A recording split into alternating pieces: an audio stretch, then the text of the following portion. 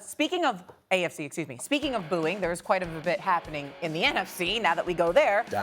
In Philadelphia on Friday when my Bears went to the Link and just ran the ball all over the Eagles. 281 yards compared to just 87 by Philadelphia. Jalen Hurts had a rare interception, fumbled the ball on the tush push, fueled the Bears to a 24-15 win. Meanwhile, yesterday in Charlotte, the Panthers beat what many thought was the best team in the conference in the Rams. Bryce Young, 15 of 20, over 200 yards, 3 touchdowns, 2 of them, by the way, on 4th down. Matthew Stafford, on the other hand, 2 interceptions, 1 that resulted in a pick 6. He also fumbled the ball. Rams lose 31-28. Worst loss over the weekend. Was it the Rams on the road or the Eagles at home? Go ahead, Dan. Oh, it's Philly at home. Not even close. I was in the building. Oh. To watch Chicago go in there and physically, offensively do what they did to Philadelphia's defense, it felt like a defense that knows the offense right now is not good, and they were just holding on. I have not seen anybody push around the Philadelphia Eagles defense the way that Chicago did. And so you're watching this defense almost like break. There's nothing left for us to do. We've tried to keep us in games as long as we can. And then you watch the offense, and the first 3rd down of the game, they call a pass concept that only beats one coverage, and the boo birds come out, and the fans are going crazy. The fans are calling out plays before the plays are actually happening. Yeah. It's an offense right now that is painful to watch. And Chicago came and punked you in your place, in your building. It took far too long to throw A.J. Brown the football, and to watch just a team that physically dominated the NFL last year in Philly get physically whooped on both sides of the line of scrimmage the way that the Chicago Bears did. With all due respect to the Bears, I wouldn't want to play them. I think this is the best offensive line in the NFC right now, along with the Rams. That's a brutal loss for the Philadelphia Eagles in their building. I think the thing that I wouldn't agree with you is because the Bears have been trending upward all year. My issue with the Bears has been who have they played. So to do what they did this past week, was it surprising? Yes. But we wasn't saying that the Bears was the best team in the whole league like we were talking about the Los Angeles Rams. When you start to talk about the Rams, Matthew Stafford was playing at an all-time high, having so much control. I mean, we were just marveling over, the type of decisions, the type of throws, the type of confidence, the swagger, the aura. And then you go into the Queen City of Charlotte, North Carolina. Here we go. And then all of a sudden, that gray, loom over there just brings the worst out of any opposing team. And it happens. And you start to see Bryce Young's not forcing it. Sure. Hey, bro, we keep you up under 25 throws a game. You make the right decisions. And you have a very stingy, opportunistic defense. And that happens. I think the Carolina Panthers exceeded expectations there. Sure. When we were just trying to find a reason to really believe in the Bears. The Bears. So. But sure, the Panthers were also trending upwards. Sure. Shout out to Dan Morgan. Shout out to Dave Canales. No, for sure. Dan Morgan. Good job, man. Dave Canales, David Tepper. Those guys have been trying to build for years. Yeah. But the thing that I have the issue with the Carolina Panthers, it's the consistency. Sure. Like any other, it's like, you'll win with the Los Angeles Rams, and then you'll follow it up with, like, what are we doing here? Yeah. But the Bears, we all picked the Eagles to win because we knew, okay, maybe the Dallas game would have punched them in their mouth, and then they woke up, and here again, you have 2 losses in a row, and that was uncharacteristic. Stephen A? Worst loss here was the answer to this question is the Philadelphia Eagles, no doubt about it. But before I even get into the specifics of why I feel that way, Dan Orlovsky, did you go to the game by yourself? No, I went with my family. Went with your family. Did you pay for the tickets?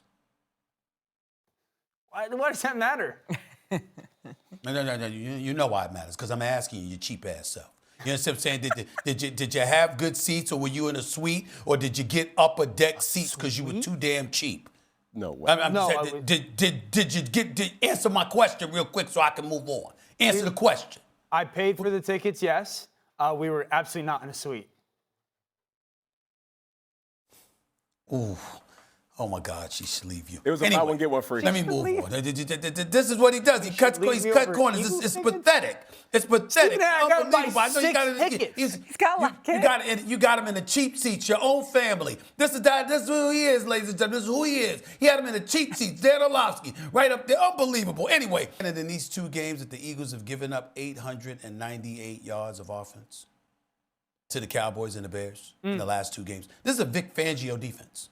This is a Vic Fangio. So we know the problems they got offensively. Okay, even though A.J. Brown got the ball, 10 targets, 132 yards, 2 touchdowns, he was balling, but they were still getting booed at halftime. When you turn over the ball on a tush push, I mean, that's pretty damn bad. But here's the point. We didn't expect their defense to collapse either. We knew about the problems offensively. But to have Chicago roll up in the side to Lincoln Financial Field, for DeAndre Swift, a former Philadelphia Eagle with relatives in attendance, running roughshod all over them, for the Chicago Bears to accumulate over 400 yards of offense after the Dallas Cowboys just did it a few days earlier against the Philadelphia Eagles, says a lot, and it should say a lot, okay? This team is just coming apart at the seams. There's no question about it. And so, when we look at it from that standpoint, I look at the Rams, that was just a bad day. That's all that was. Matt Stafford ain't throwing interceptions like that. That's not what he does, okay? He hadn't thrown an interception since week 3. He had about, since week 3, he went about all of these games with about 25 touchdowns and not a single interception. And then he throws 2. It's an aberration. It's an anomaly. It's not something that you can depend on. Anybody that knows football and knows about that brother's greatness knows that was not something that you can hang your hat on. But you don't know if you can hang your hat on these Philadelphia Eagles with what you're seeing from them. Offensively, they seem to be a bit discombobulated, to say the least. I'm being nice about it. And defensively, they're coming apart. 898 yards surrendered by a Vic Fangio defense. That's not something that we expect. We expect them not to convert on 3rd downs. We expect them to not run the football effectively right now. We expect them to have issues with the offensive line. We expect accuracy issues from time to time with Jalen Hurts. We expect all of those things. You don't expect this Eagles defense to look the way that it looked Friday. That's where your problem lies, and that's why I say the Eagles, this was a far, far worse loss because they seem to be disintegrating before our very eyes. I know how Eagles fans can be. You were at the game. It felt like they were playing not only the Bears, but also all their fans. It was like having a disadvantage for being at home. It was fire everybody. Literally. It was fire everyone. Here, I'm not concerned about the Rams. Let me say this about the Rams, because the NFL has done them dirty with their schedule. Week 2, they go to the East Coast. Week 3, they go to the East Coast. Week 6, they go to the East Coast. Week 7, they go to London. Yesterday, they go back to East Coast. This is a brutal schedule this year when it comes to just all over their travel. Another 1 o'clock start, which is 10 o'clock to their time. Stafford threw the absolute heck out of the football. They played great on offense. The pick 6 by Jackson, outstanding. That's a credit to Carolina. This is what I would say about Philadelphia. I think you're concerned that you're going to lose the division. The Cowboys, as outrageous as that sounds, if you would sit here and go, who do you feel is likelier to win the division right now? It's not far-fetched to say Dallas, because the way that this offense and Philly is playing. And the schedule for who? Philly? For Philly, yeah.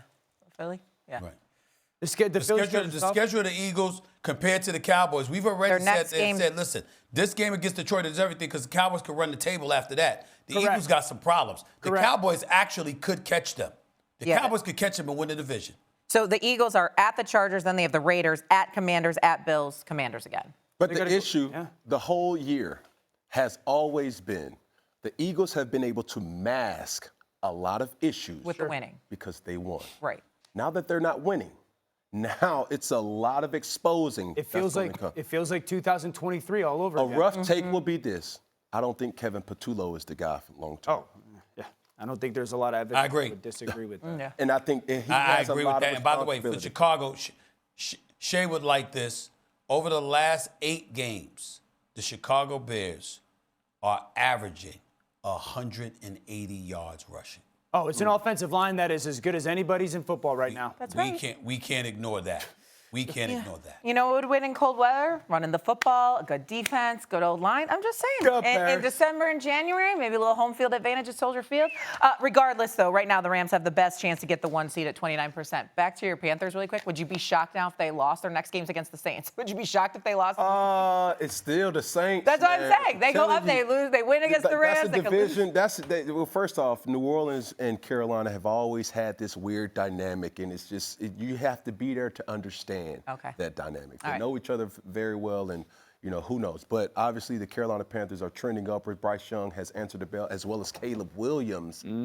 These guys have showed 2 number 1 picks that have shown, okay, they're the answer long term.